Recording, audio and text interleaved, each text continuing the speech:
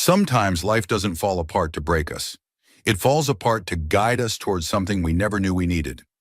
In a dusty corner of a forgotten town, a humble mechanic and a woman who seemed to have everything would cross paths in the most unlikely of ways.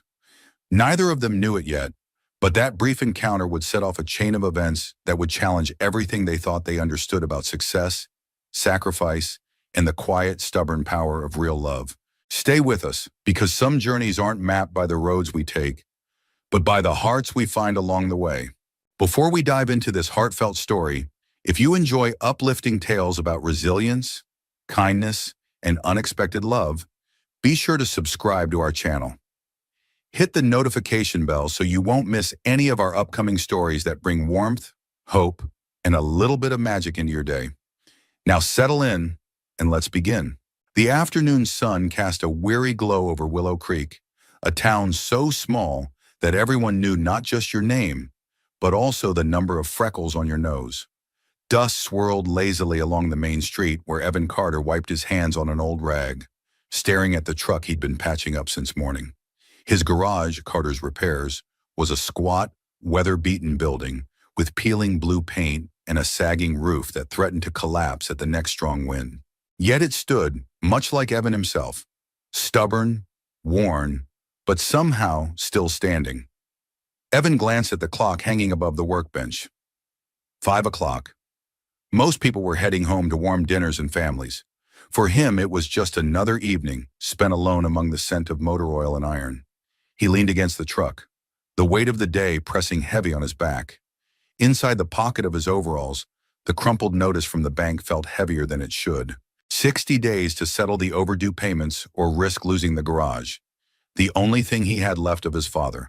His thumb brushed over the worn edges of the paper, as if touch alone could erase the reality.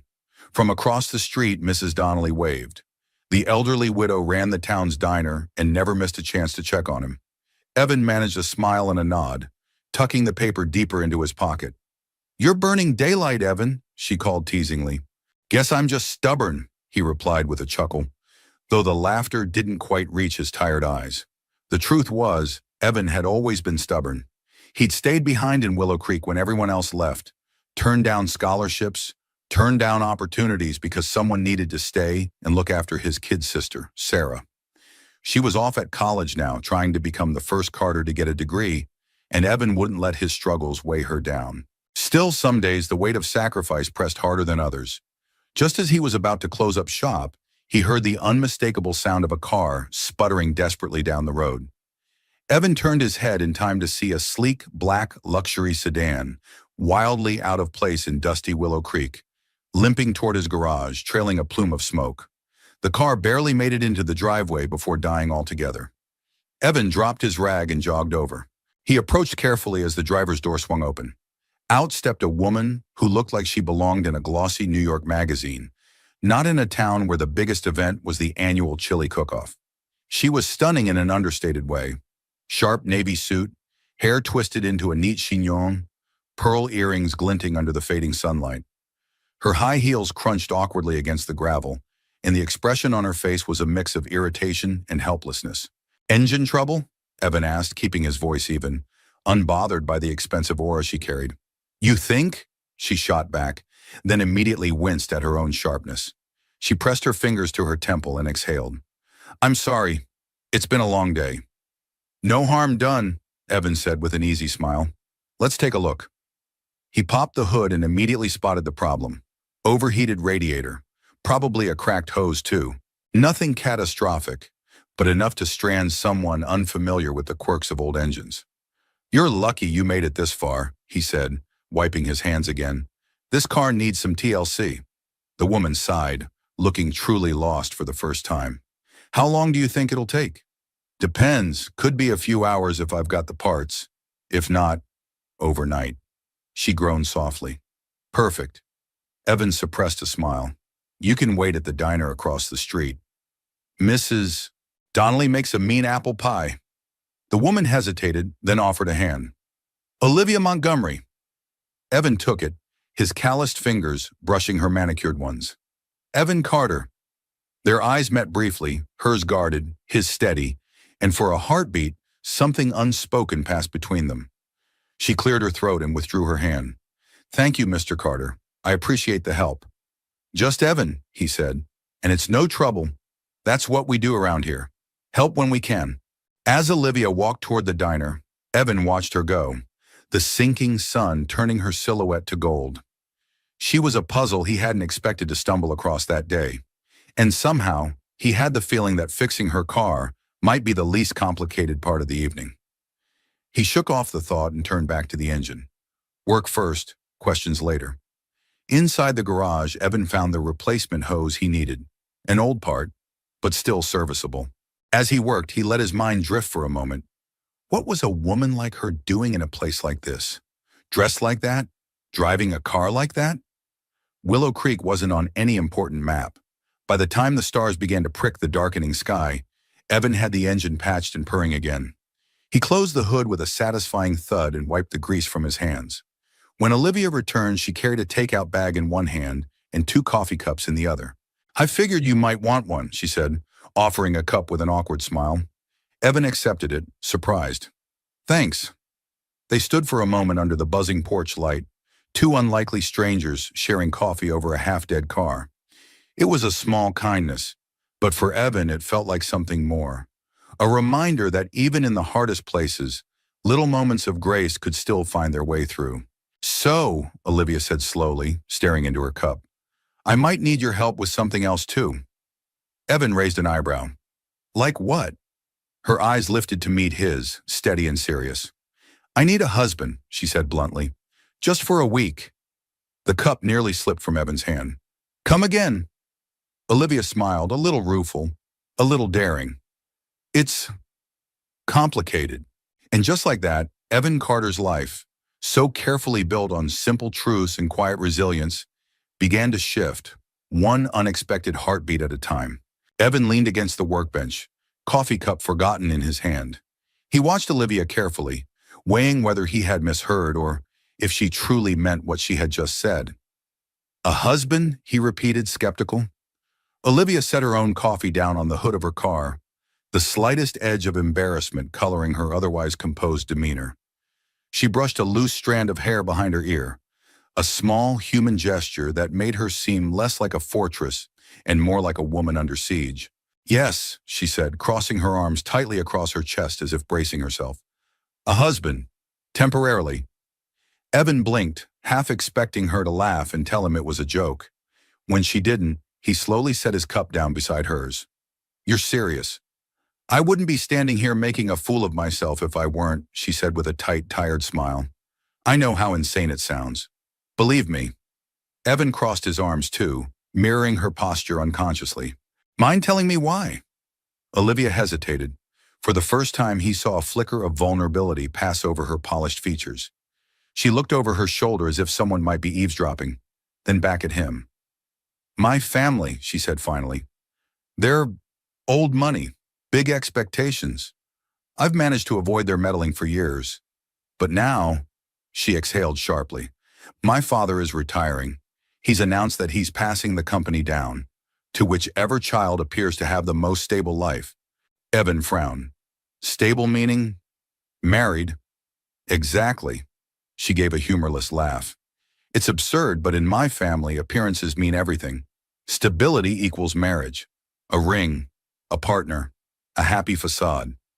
"And you don't have a partner," Evan said, piecing it together. "Not even close," Olivia admitted.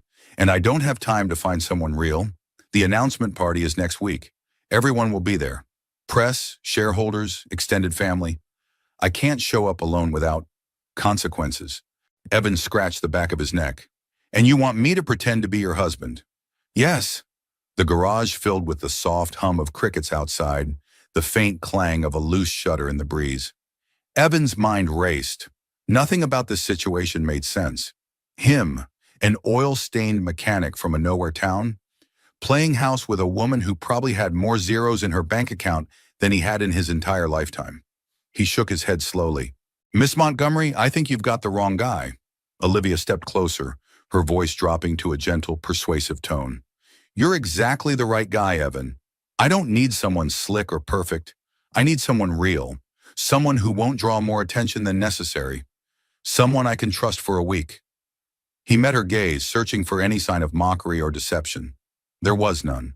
Only a quiet, desperate sincerity. "And what's in it for me?" he asked cautiously. Olivia didn't flinch. She pulled a folded envelope from her jacket pocket and set it on the workbench between them. Evan stared at it but didn't reach for it. "Enough to pay off your debts," she said softly. "Enough to keep your garage." The air left his lungs in a slow, disbelieving exhale. How could she know? "I asked Mrs. Donnelly about you while you were fixing the car," Olivia admitted, catching the flicker of surprise in his eyes. "This town's not exactly full of secrets." Evan pressed his fingers against the edge of the bench, grounding himself. It was tempting. God, it was more than tempting. It was salvation handed to him in an envelope. Still, something in him recoiled. "I don't like lying," he said gruffly. "I'm not asking you to lie," Olivia said. "I'm asking you to act. For 1 week. Pretend to be my husband. Wear a ring. Smile. Say a few things about how we met. Then when the week is over, you go back to your life. I'll go back to mine." He looked at the envelope again. At the garage behind him. At the peeling paint, the broken dreams barely held together with grit and grease. At his empty future without this place. He looked back at Olivia. She stood there, proud and fragile, all at once, offering him a strange kind of lifeline. "And what happens if someone figures it out?" he asked. "They won't," she said confidently, then a beat later softer. "But if they do, the worst that happens is embarrassment. Maybe I lose the company, but I won't drag you into it. I'll take full responsibility." The honesty in her voice chipped away at his last reservations.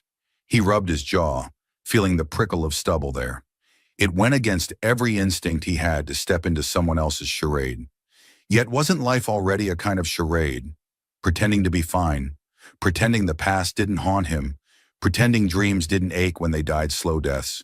Maybe, just maybe, this strange detour was the closest thing to a second chance he was ever going to get. Finally, Evan pushed away from the workbench. "All right," he said. "I'll do it." Olivia's shoulders sagged slightly in relief. "Thank you, Evan. Truly. But," he added firmly, holding up a finger, "we lay down some ground rules." She arched an eyebrow. "I'm listening." "First," he said, ticking off on his fingers, "no funny business. This is a job. Strictly professional."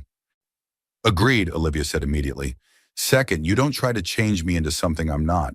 No fancy suits, no fake accents, no polishing me up like some prize pony." Her lips quirked upward. "Understood." "And third," Evan finished, his voice gentling, "once the week's over, we walk away. Clean break. No lingering." The smile faded from her face, replaced by something sadder, more solemn. She nodded once. "Clean break," she echoed. They shook hands, firm, binding. For a fleeting moment, Evan thought he felt a spark at the contact. He shook it off. Business. That's all this was. As Olivia turned to gather her things, Evan glanced up at the dark sky, the first stars just beginning to glimmer. Somewhere deep inside him, a quiet voice whispered that life was about to change in ways neither of them could possibly imagine. But Evan Carter had made a promise, and for a man like him, that meant everything. The next morning dawned crisp and golden over Willow Creek, the kind of early autumn day that smelled faintly of drying leaves and wood smoke. Evan stood outside Carter's repairs, arms crossed, watching as Olivia's sleek sedan pulled up once more, now fully repaired and humming like a contented cat. She stepped out, wearing jeans and a soft cream sweater this time. Still elegant, but less like a woman misplaced from a Manhattan boardroom, and more like someone who could almost belong in Willow Creek. "Morning," Evan said, tipping his cap slightly. "Morning," Olivia replied, flashing him a tentative smile that didn't quite mask her nerves. They stood in awkward silence for a beat, the enormity of what they had agreed to hanging between them like invisible static. "So," Evan said at last, clearing his throat, "you mentioned we need to rehearse." Olivia nodded, holding up a leather-bound notebook she had tucked under her arm. "We need a believable story. How we met, how we fell in love, details that match." Evan raised an eyebrow. "You wrote a script?" An outline, she corrected quickly, a faint blush coloring her cheeks. Just enough so we're consistent if anyone asks. He chuckled lowly. You corporate types really don't leave anything to chance, do you? Not when the stakes are this high, she said simply, handing him a sheet of paper. Evan took it gingerly, scanning the neat bullet points. Met in New Hampshire at a car show. Bonded over a shared love of classic cars. First date, apple picking, and a picnic. Evan proposed under a maple tree last fall. He let out a whistle. Apple picking, huh? That's quaint. It needs to be charming, Olivia said. Relatable. Not flashy. Could have just said we met fixing a flat tire, he muttered. She smiled despite herself. This paints a better picture. Evan shook his head in amusement but conceded. All right, let's go through it. They moved inside the garage, sitting across from each other at a small wooden table Evan usually reserved for invoices and coffee breaks. The late morning sun streamed through the windows, bathing the dusty room in a kind of soft, forgiving light. Okay, Olivia began, pulling out 2 simple silver rings from a velvet pouch. First thing, we wear these. She slid one across the table to him. Evan hesitated for a fraction of a second before picking it up. It was lightweight, cool to the touch, utterly ordinary, and somehow the most peculiar thing he'd ever held. He slipped it onto his finger. It fit snugly, almost as if it belonged there. You're taking this very seriously, he remarked. If I don't, it'll fall apart at the first question, she said. Trust me, Evan. My family notices everything. Her voice softened a little, and Evan caught a flicker of old wounds in her eyes. He wondered just how many years she'd spent perfecting the art of looking unbreakable. All right, he said. So we met at a car show? In New Hampshire, Olivia confirmed. Last summer. He leaned back in his chair, crossing his arms. What were you doing at a car show? My cousin dragged me, she said easily, as if she'd practiced the answer. I didn't know the first thing about engines. You offered to explain the difference between a carburetor and a fuel injector. Evan chuckled. That actually sounds like me. Exactly, Olivia said, looking pleased. And we went apple picking for our first date, he mused. Where? Macmillan Orchards, she answered without missing a beat. You packed a picnic. He smirked. I packed a picnic? You made ham sandwiches, Olivia said seriously, and brought lemonade. It was simple, sweet, very you. Evan laughed then, a warm, genuine sound that made Olivia's chest ache unexpectedly. He had a good laugh, rough edged but golden somehow, like sunlight over gravel. You're good at this, he said. Her smile faltered just slightly. I've had a lot of practice pretending things are better than they are. The words hung heavy between them, raw and unvarnished. For the first time, Evan saw past the polished surface to the tired woman beneath. A woman who was fighting battles most people would never see. Something in him softened. Well, he said gruffly, for what it's worth, I'm lousy at pretending. So you might have to carry the team. I'll manage, she said, her voice lighter now. They spent the next hour going over the finer points. Olivia's favorite flower, dahlias. Evan's, he insisted it was a hot dog stand, just to make her roll her eyes. The make-believe story of their first Christmas together. The more they talked, the more the distance between them seemed to shrink, stitched closer by shared laughter and the easy rhythm of banter. At one point, Olivia laughed so hard she had to press a hand against her ribs. You're impossible, she gasped. And you're way too uptight, Evan countered, grinning. The walls she had so carefully built around herself seemed to slip, brick by brick, revealing a woman who could laugh until her eyes crinkled and who teased him mercilessly when he mixed up apple varieties. Outside, the day drifted toward afternoon. In here, in the garage that smelled of motor oil and coffee, something fragile and new was taking root, something neither of them dared name yet. Finally, Olivia stood, smoothing her jeans. I think we're ready, she said, or as ready as we'll ever be. Evan rose too, slipping the script outline into his pocket. One last thing, he said. She looked at him questioningly. If we're going to fool your family, he said slowly, we're going to have to get comfortable with things like holding hands, casual touches, eye contact. Olivia froze just for a second. Then she gave a small, almost imperceptible nod. Without thinking too much about it, Evan reached out and took her hand. It was cool and delicate in his calloused grasp. She tensed, only briefly, then let out a slow breath and relaxed. Their eyes met. It was supposed to be practice. Just practice. But something flickered between them. Unwritten, unexpected, undeniable. Evan let go first, clearing his throat. See? Natural. Right, Olivia said, her voice a little too high. They stepped apart, pretending nothing had shifted in that moment. But in the silence that followed, both of them knew. This was no longer just about pretending. Something real, dangerous, beautiful, was beginning to stir. The drive to Olivia's family estate felt like stepping through a looking glass.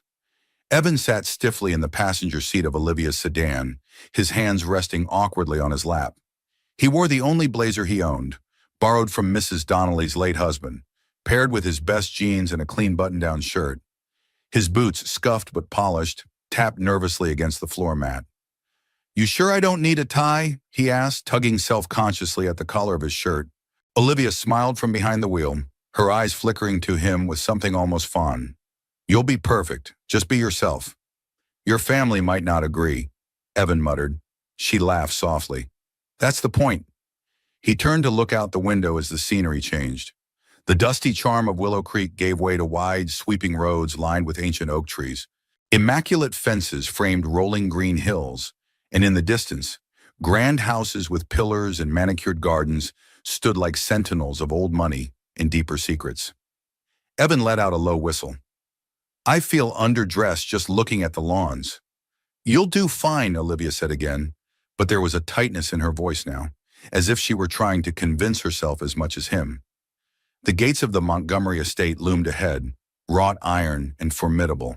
Olivia punched in a code, and they swung open with a slow, regal grace.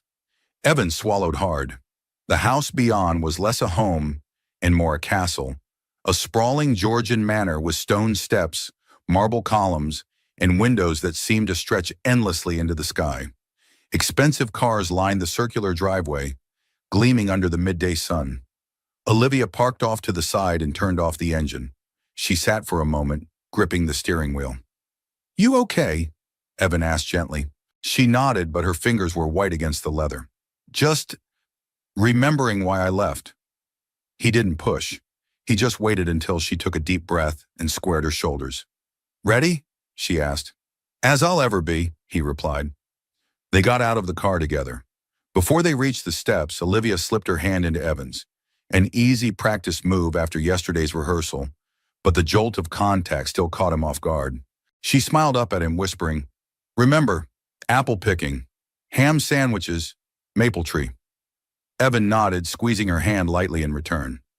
As they climbed the steps, the massive oak doors opened, and a flurry of activity swallowed them.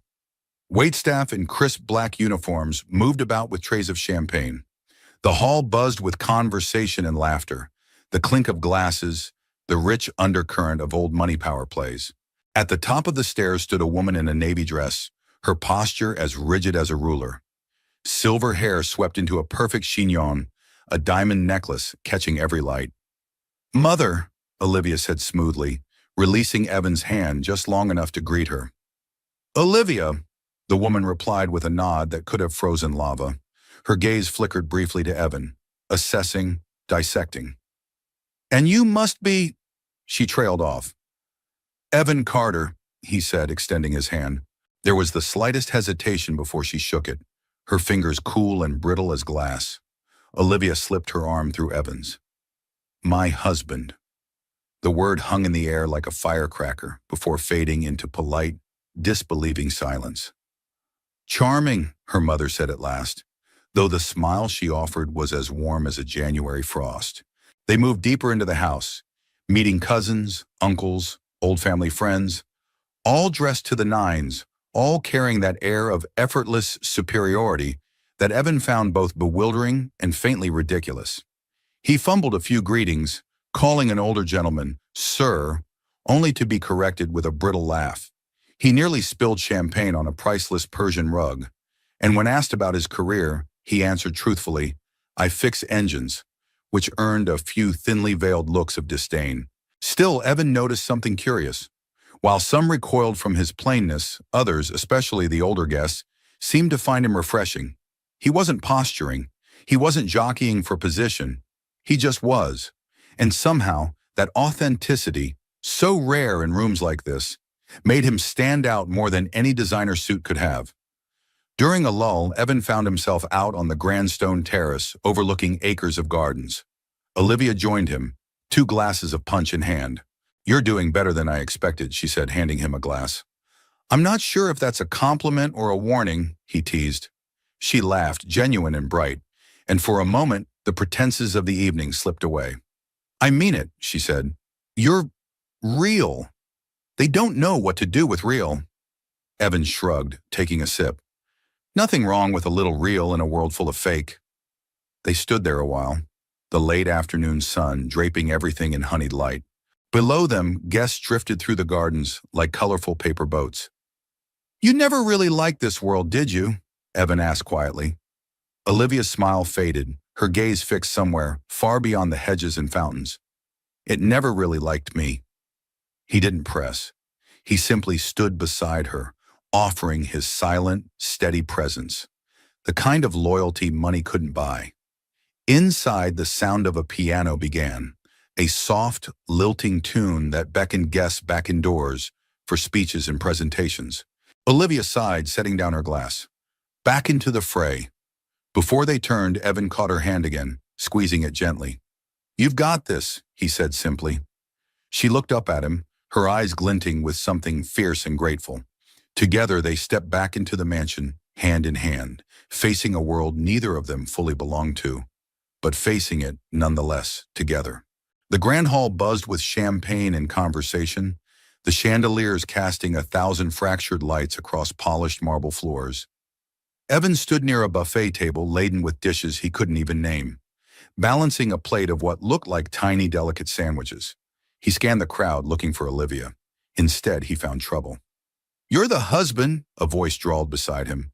Evan turned to see a man about his own age but far sleeker, dressed in a suit so sharp it could have cut glass. His hair was artfully tousled, his smile just a little too polished. "That's right," Evan said carefully. "Funny," the man mused, sipping from his glass. "Liv never mentioned you before."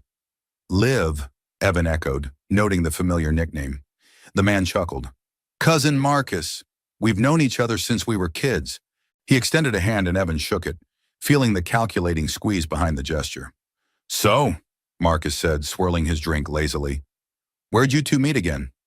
"Car show in New Hampshire," Evan answered smoothly, recalling the rehearsed story. Marcus arched a brow. "Car show? Liv hates cars." Evan smiled easily. "Not after she met me." Marcus's mouth twitched, but it wasn't a smile. "Must have been one hell of a car show." "It was," Evan said simply, refusing to be rattled. Marcus studied him for a long, unsettling moment, then tipped his glass in a mock salute. "Welcome to the family, cousin." He drifted away into the crowd, leaving Evan with a sour taste in his mouth. It was nothing overt, no accusations, no outright hostility, but the message was clear. Marcus smelled something off, and if Marcus was sniffing around, it was only a matter of time before others did too. Evan set down his plate and scanned the room again, more urgently this time. He spotted Olivia near a group of older women, laughing lightly at something one of them said, though the tightness in her posture betrayed her nerves. Evan made his way over, catching her eye as he approached. "Hey, sweetheart," he said, slipping an arm around her waist with casual familiarity. She stiffened for a fraction of a second before melting into the role, leaning into him with a smile that could have fooled anyone. "Ladies," Evan nodded politely to the group, who all tittered behind their gloved hands. As they moved away from the cluster of guests, Olivia murmured, "Something wrong?" "Marcus," Evan said under his breath. "He's suspicious." Her smile didn't falter, but he felt her body tense beneath his touch. "I figured he'd be the first," she said quietly. "He's always been ambitious." "Meaning?" "Meaning," she said grimly. "If he can discredit me, he's next in line for the company." Evan exhaled slowly. "Great." Olivia squeezed his hand reassuringly. "We just have to stick to the story. Be natural. Be us." Us, Evan repeated wryly. She bumped his hip lightly with hers. You're doing great. Better than I hoped. He looked down at her, at the gleam of challenge and encouragement in her eyes, and for a moment he almost believed it was real. Not just a fragile illusion stitched together with borrowed memories and makeshift rings. Music swelled from the ballroom as a string quartet began to play, and couples drifted toward the dance floor. Olivia's mother appeared at their side, regal as ever. The first dance, she said, her tone leaving no room for argument. Tradition for newlyweds at their first family gathering. Olivia's smile froze. Evan squeezed her hand again. We'd be honored, he said, surprising himself as much as her. He led Olivia to the center of the floor. The music shifted into a slow, elegant waltz. Evan wasn't much for dancing. His idea of a dance floor involved sawdust, boots, and a country song. But he adapted, moving carefully, matching her rhythm. You're full of surprises, Olivia murmured. I aim to please, he said, guiding her into a slow turn.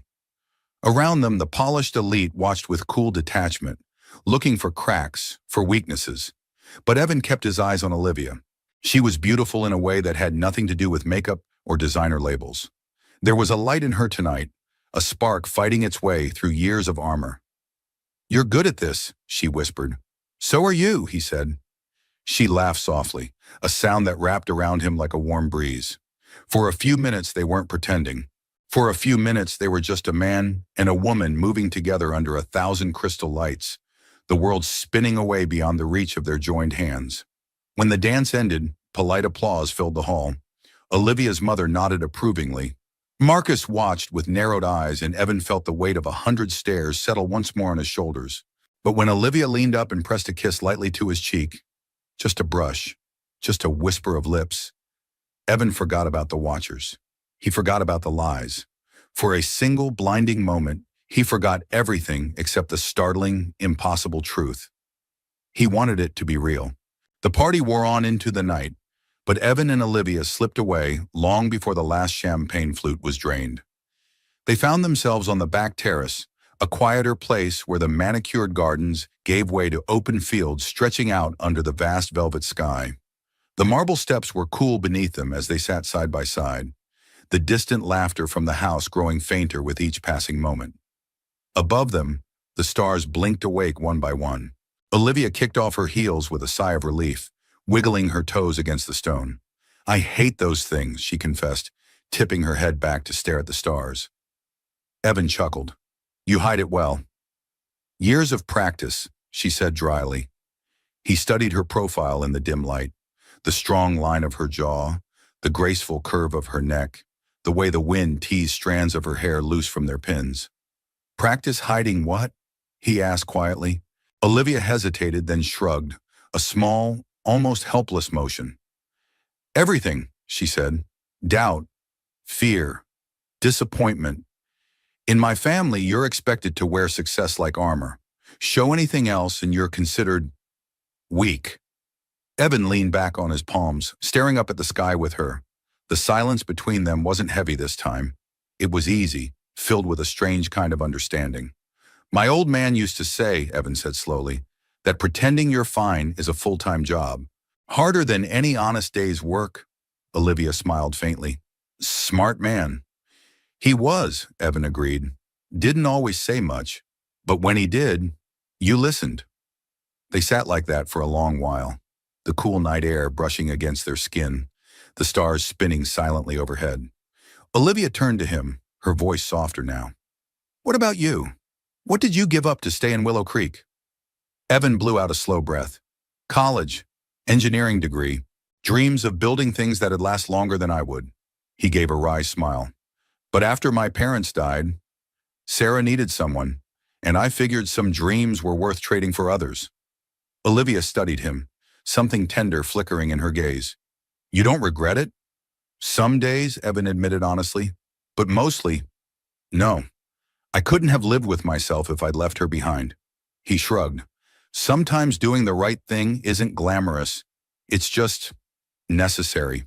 Olivia looked down at her hands folded in her lap, her fingers twisting the simple silver ring she wore. Necessary, she echoed. There was a weight behind the word, a sorrow Evan didn't pry into. He just waited. After a long moment, Olivia whispered, "My father doesn't really want a successor. He wants a mirror, someone who will make him proud in the ways he understands. Power, control, image. And you?" Evan asked gently. "I want a life that feels like mine," she said fiercely, her voice breaking around the edges. "Not a parade I'm marching in because it's expected." She blinked rapidly, tilting her head back to stare hard at the stars. Evan shifted closer, their knees brushing. "You ever think about just walking away?" he asked. "Every day," she said with a shaky laugh. "Then why stay?" Olivia wrapped her arms around herself, as if warding off a chill only she could feel. "Because walking away would mean giving it all to people like Marcus," she said. "People who see legacy as a weapon, not a gift." Her eyes met his, fierce and vulnerable all at once. "I want to change things, make it better. I don't know if I'm strong enough." Evan didn't offer platitudes. He didn't tell her she could do it, or that everything would be fine. Instead, he said the only thing that mattered. "You're not alone in it anymore," he said simply. For a moment, the world narrowed to the space between them. The warmth of his words wrapping around her more surely than any expensive coat ever could. She reached for his hand, lacing her fingers through his without hesitation this time. "No matter what happens next week," Olivia said quietly, "promise me one thing." Evan squeezed her hand. "Name it." "Don't pretend with me," she whispered. "Everyone else might, but not you. I need at least one person in my life who's real." He turned to her fully then, his free hand brushing a stray lock of hair from her face with a tenderness that startled them both. "I promise," he said. No rehearsed lines, no act, just two broken, stubborn souls finding something solid in each other. The door creaked somewhere behind them, voices filtering into the night, but they stayed where they were, unwilling to break the fragile peace they'd carved out beneath the stars. For the first time in a long, long while, Olivia didn't feel like she was pretending. And for the first time in longer, Evan wondered if maybe, just maybe, he wasn't fixing someone else's broken dream. Maybe he was finally stepping into one of his own. The days that followed blurred into a strange kind of dream. Each morning, Evan and Olivia woke in adjacent guest rooms of the sprawling Montgomery estate, sharing breakfast under the skeptical gazes of relatives who couldn't quite believe in the couple's whirlwind romance. Each afternoon was filled with meetings, luncheons, and endless rounds of polite scrutiny. Through it all, they played their parts to perfection, or so everyone thought. In truth, the line between pretending and reality was beginning to erode, soft and unnoticed, like a tide wearing down the sharp edges of stone. One crisp afternoon, Olivia pulled Evan into the sun-drenched gardens under the pretense of a private stroll. Their hands brushed lightly as they walked along gravel paths lined with late-blooming roses. "You have to stop doing that," she said, glancing sideways at him. "Doing what?" he asked innocently. "Smiling at me like—" She trailed off, flushing slightly. "Like I mean it?" Evan teased. Olivia huffed, pretending exasperation, but her eyes sparkled. "It's confusing," she admitted under her breath. "For who?" he asked, slowing his steps. "For both of us," she said, barely louder than the rustling leaves. They stopped under an ancient oak tree, its branches casting dappled patterns across the ground. Evan leaned against the rough bark, folding his arms across his chest. "We said no lines," he reminded her gently. "I know," Olivia said. She tucked a strand of hair behind her ear, a nervous gesture he'd come to recognize. "But sometimes it feels so easy. Too easy." Evan tilted his head, studying her. "Maybe that's not such a bad thing." She looked up at him, then, really looked, and for a heartbeat, the space between them pulsed with something electric, something real. Olivia stepped back first, shaking her head as if to clear it. "We should get back," she said. "Yeah," Evan agreed, though neither of them moved right away. Later that evening, a bonfire was lit in the back gardens, an annual family tradition meant to mark the changing seasons. Guests gathered around, sipping cider and trading stories as the flames crackled and threw sparks into the star-dusted sky. Evan found himself perched on a log beside Olivia, a plaid blanket draped over their shoulders. She shivered slightly in the cooling air, and instinctively he pulled her closer. She didn't resist. Tell me something real, she said suddenly, her voice low, meant only for him. Evan smiled into the firelight. What?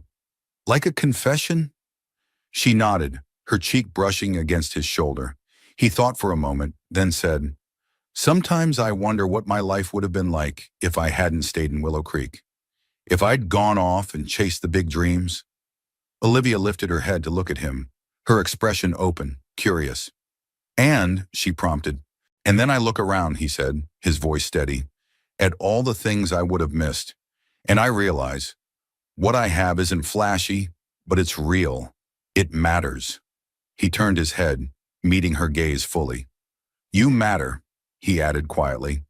The world seemed to tilt slightly, the fire fading into a blur at the edges of his vision.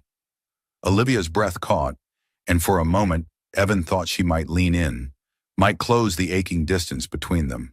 Instead, she buried her face against his shoulder, a tremulous laugh escaping her. You're dangerous, she whispered. He chuckled, resting his chin lightly atop her head. You have no idea. The next day brought errands into town.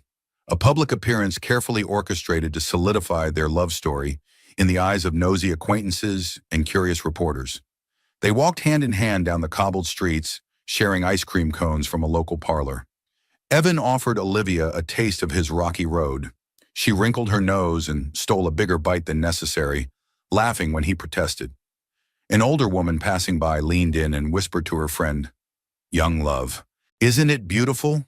Olivia caught Evan's eye and blushed furiously. He winked at her, and she laughed, a sound so free, so unguarded, that Evan felt something inside him crack open. They weren't pretending anymore, at least not completely. That night, back at the estate, Evan found Olivia sitting alone on the veranda, wrapped in a shawl against the cooling night. He joined her without a word, handing her a mug of steaming tea. Peace offering, he said. For what? She asked, amused. For the ice cream theft, he said solemnly. She laughed, curling her fingers around the mug, letting the warmth seep into her bones. Today felt, she hesitated. Real, Evan finished for her. Yeah, she said, her voice barely above a whisper. It did. They sat in comfortable silence, sipping tea, watching the moon rise over the fields. Evan wanted to say something, to ask her if maybe, just maybe, they could keep pretending a little longer, even after the deal was done. But he stayed quiet, because deep down he knew the pretending was already over. And what scared him more was that he didn't want it to be. The annual Montgomery Gala was an event woven into the very fabric of Olivia's family history. A glittering evening of polished silver, orchestras, and whispered power plays, cloaked in champagne smiles. Tonight it felt like a noose tightening around Evan's neck. He stood near the grand staircase, dressed in a tailored suit Olivia had insisted he wear. It wasn't custom-made, but he cleaned up well, if the approving glances from passing guests were any indication. Olivia hovered nearby, radiant in a dark green gown that made her look both regal and heartbreakingly real. For the first time in days, Evan didn't have to fake anything. He watched her, felt a strange tug in his chest at the way she laughed easily now, the way her eyes searched for his across the room like he was some kind of anchor in the swirling chaos. It wasn't supposed to feel like this. It wasn't supposed to hurt. The announcement ceremony was scheduled for later in the evening. Olivia's father would name his successor in front of the family, the board members, and the press. Olivia had done everything right. Evan had played his part. They were so close to pulling it off. Too close. Enjoying yourself, Mr. Carter? A voice drawled behind him. Evan turned to find Marcus, drink in hand, a smirk playing at the corners of his mouth. Having a fine time, thanks, Evan said easily. Marcus's smile widened. I'm sure you are. Sagrafum. He clinked his glass against Evan's with mock cheer. Tell me, did you always dream of marrying into a fortune, or was it just a lucky break? Evan stiffened but kept his face neutral. I didn't marry Olivia for her money. No, Marcus said, his voice silky. You married her after meeting her at a car show, right? Evan's jaw tightened. Marcus leaned in slightly. Funny thing about that story. You see, I did a little digging. Evan said nothing, feeling the air around him grow heavy. And guess what? Marcus continued, smiling wider. There was no record of any car show in New Hampshire last summer. None. Not a single one. A chill slid down Evan's spine. Marcus straightened, adjusting his cufflinks with deliberate casualness. "I wonder," he said lightly, loud enough for a few nearby guests to overhear, "what else isn't real about your little love story?" Heads turned. Conversations faltered. The soft clink of glass on glass seemed suddenly too loud. Across the room, Olivia sensed it. She excused herself hastily from her group and made her way toward them, her heels clicking sharply against the marble. "What's going on?" she demanded. Marcus turned to her, all mock innocence. "Just getting to know the newest member of the family better," he said. "Did you know, Liv, that Evan here can't seem to recall which car show you two met at? Or when?" Olivia's face paled, but she recovered quickly. "Of course I do," she said smoothly. "It was a small private event, not one that's publicly listed." Marcus arched a skeptical eyebrow.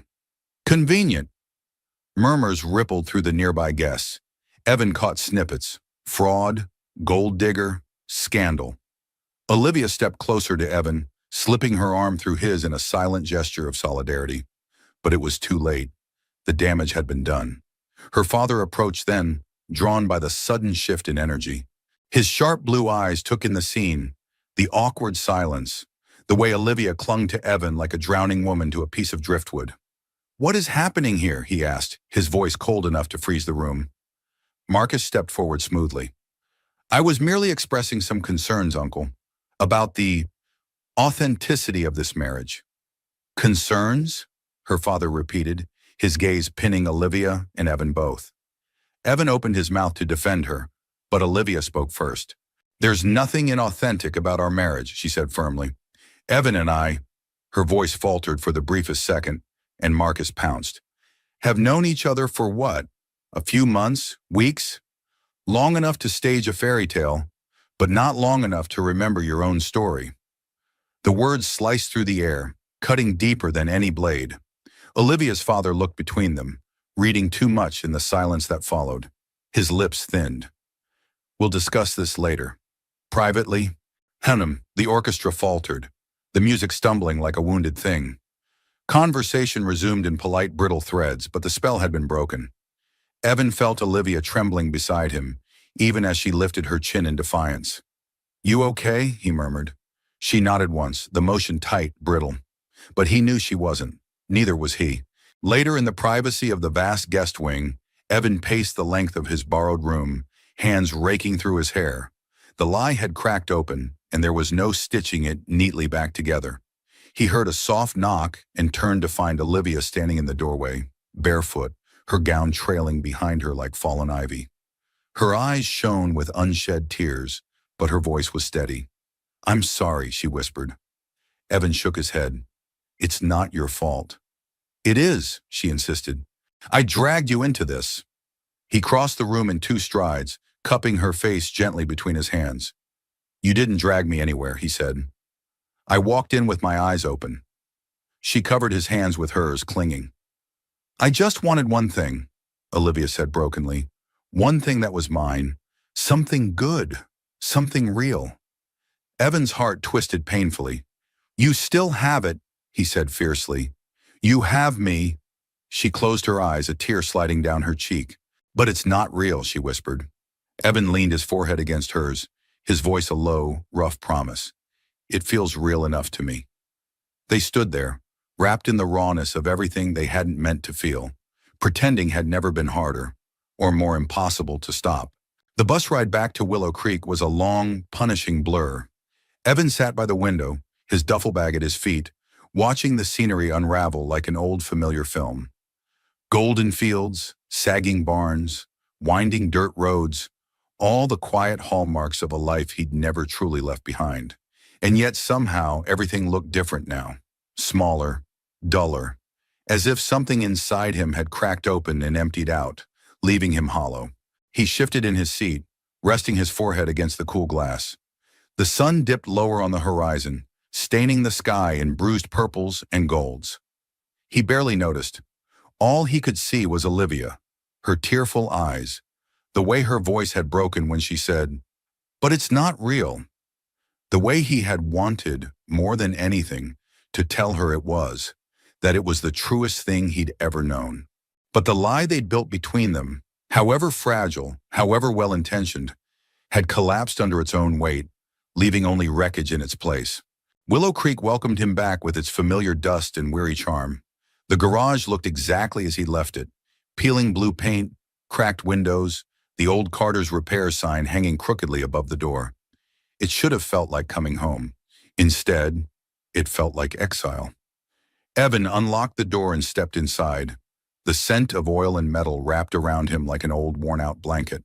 He tossed his duffel onto the workbench and stood there for a long time, breathing in the silence. The phone sat silent on the counter. No messages, no calls, no reason to expect otherwise.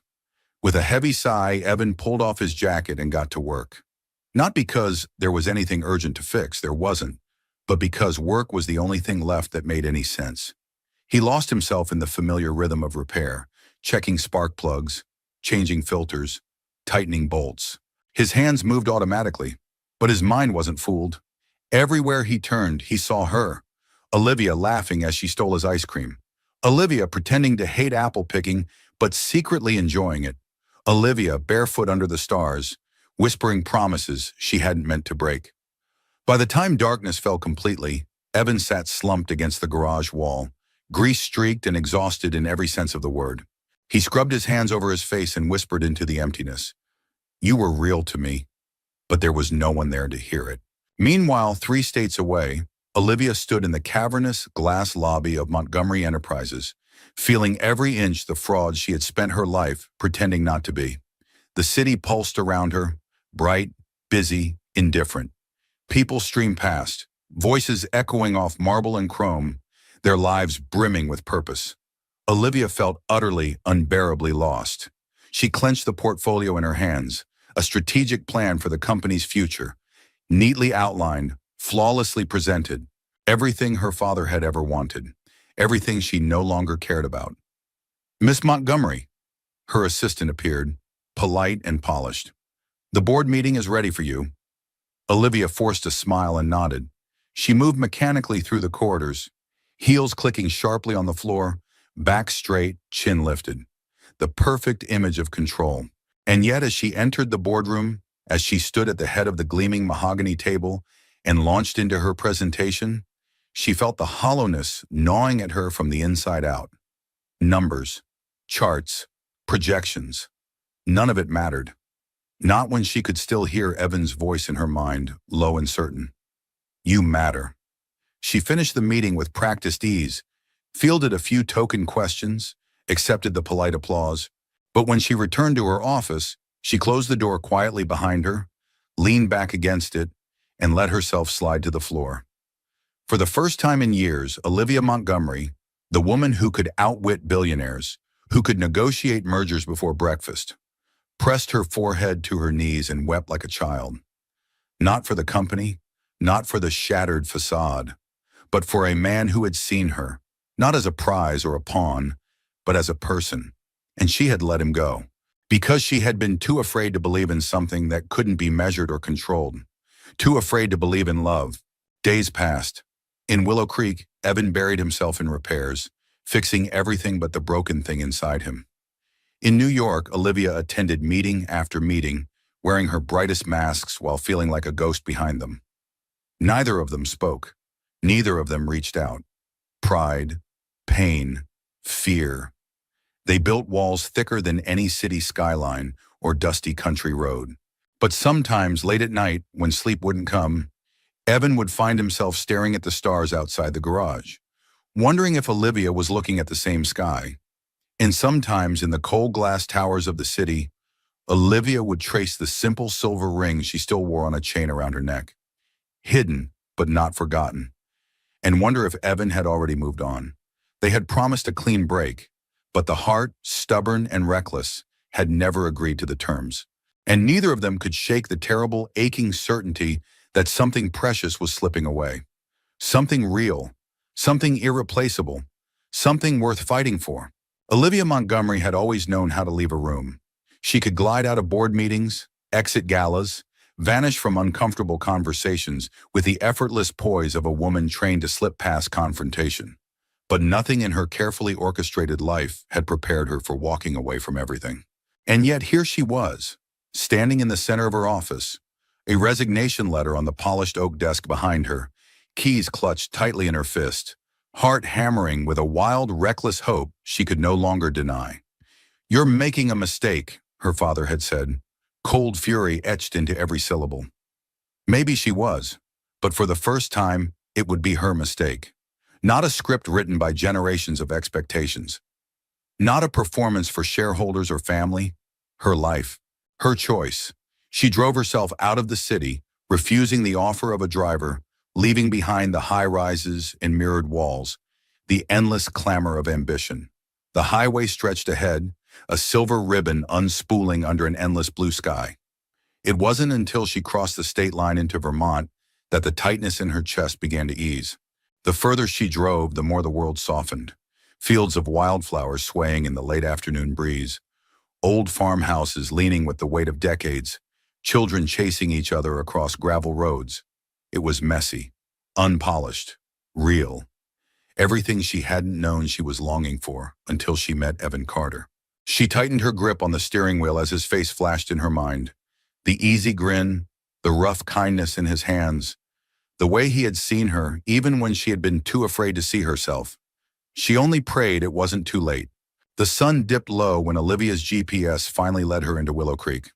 It was exactly as Evan had described. A single main street lined with weathered shops, a diner with faded red booths, a garage that leaned slightly to the left as if tired from standing too long against the wind.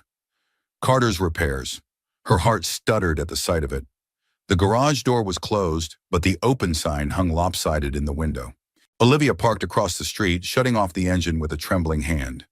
For a long moment, she just sat there, staring at the building. What if he wouldn't see her? What if she had shattered something too fragile to mend? No, she hadn't come this far to let fear stop her. She stepped out of the car, her heels sinking slightly into the dusty gravel. She crossed the street slowly, every step heavy with hope and terror. The bell above the door jingled as she pushed it open. Inside, the scent of motor oil and worn leather wrapped around her like a memory. The garage was dimly lit, cluttered with tools and spare parts. A radio played faintly in the background, some old country ballad full of heartbreak and steel guitars. And there, bent over the open hood of a battered pickup, was Evan. For a second, she couldn't breathe. He hadn't seen her yet. He wore a faded gray t-shirt and jeans, his hair mussed, grease staining his hands. He looked exactly like she remembered. Rough around the edges, heartbreakingly solid. "Be right with you," he called without looking up. Olivia's throat closed. She opened her mouth, and then somehow found her voice. "I'm not here for a repair." The wrench in Evan's hand clattered to the floor. He straightened slowly, turning toward her. For a heartbeat, neither of them moved.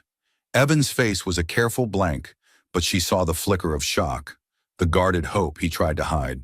"Liv," he said hoarsely. She crossed the room in 3 quick steps, stopping just short of him. "I left," she said. "The company, the city, all of it." He stared at her, disbelief etched into every line of his face. "Why?" She swallowed hard, forcing herself to meet his eyes. "Because none of it mattered," she said. "Not without you." Evan's hands curled into fists at his sides. "You don't owe me anything." "I'm not here because I owe you," she said fiercely. "I'm here because I love you." The words hung there, raw and terrifying. For a long moment, Evan said nothing. The ticking of a cooling engine was the only sound between them. Then finally he moved. He crossed the distance between them and pulled her into his arms. Olivia went willingly, bearing her face against his chest, breathing in the clean, familiar scent of him. "You're real," she whispered against his shirt. He laughed, a rough, choked sound, and tightened his arms around her. "So are you," he murmured. They stood there clinging to each other, two stubborn souls who had finally found their way home. It wasn't perfect, it wasn't easy, but it was real. And for Evan and Olivia, real was more than enough. The night sky stretched endlessly above them, a velvet canvas dusted with a million trembling lights. Olivia and Evan sat in the back of his old pickup, the truck bed lined with a faded quilt that smelled faintly of sun and soap. They leaned against the cab, legs stretched out, the quiet symphony of crickets and distant frogs filling the cool country air.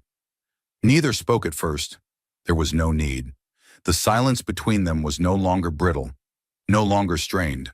It was soft now, woven with the kind of understanding that only came when two people had seen each other at their worst and stayed anyway. Olivia pulled the quilt tighter around her shoulders, glancing sideways at Evan. He sat with one arm draped over the side of the truck, his face turned upward, a small, wistful smile playing on his lips. The silver ring she had returned to him earlier tonight glinted faintly in the moonlight, now resting once again on his hand where it belonged. "Tell me," Olivia said finally, her voice barely more than a whisper.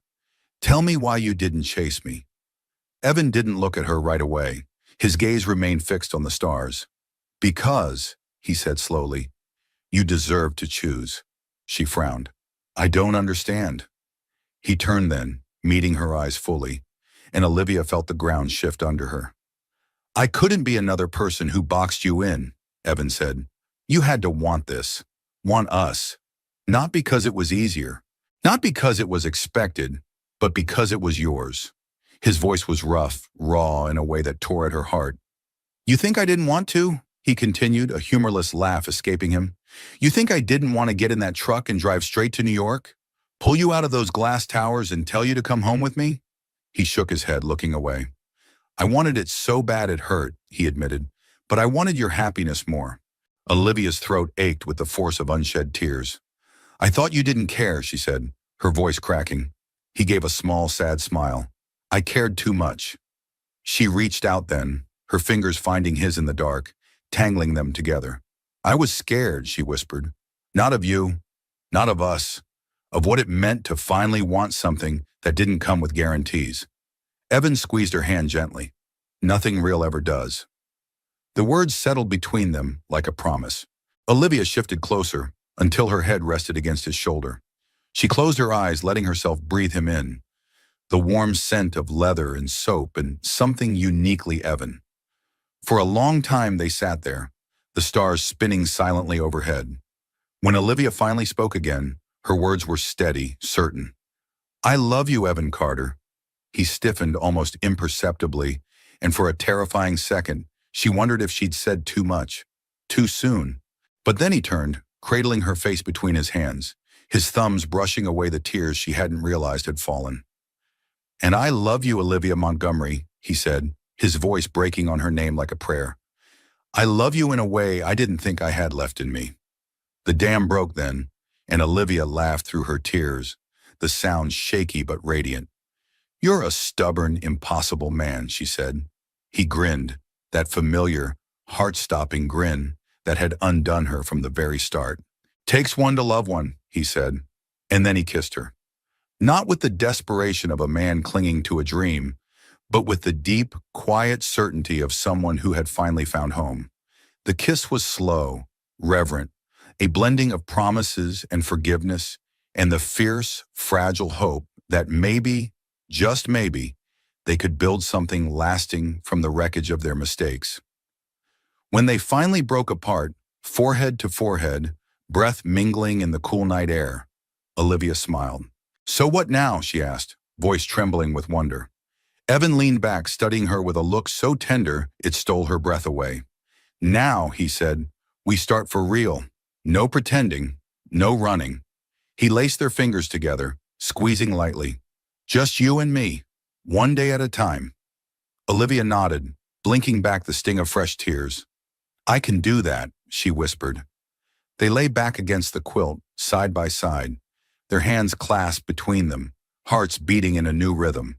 Above them, the stars spun their ancient, silent stories. But tonight, somewhere in the great wild tapestry of the world, a new story had begun. Not perfect, not easy, but real. And for Evan and Olivia, that was more than enough. It was everything. 6 months later, the town of Willow Creek bloomed under the golden kiss of spring. The main street buzzed with gentle life, neighbors chatting over picket fences, the scent of fresh-cut grass lingering in the air, children racing down sidewalks chalked in pastel rainbows. At the corner of Maple and Fir stood a site that had become quietly beloved in the town, Carter's Garage and Cafe. The garage still bore its original weathered sign, now lovingly restored, but next to it a new awning fluttered in the breeze. A cheerful green canvas that read, Olivia's Place, in curling white letters.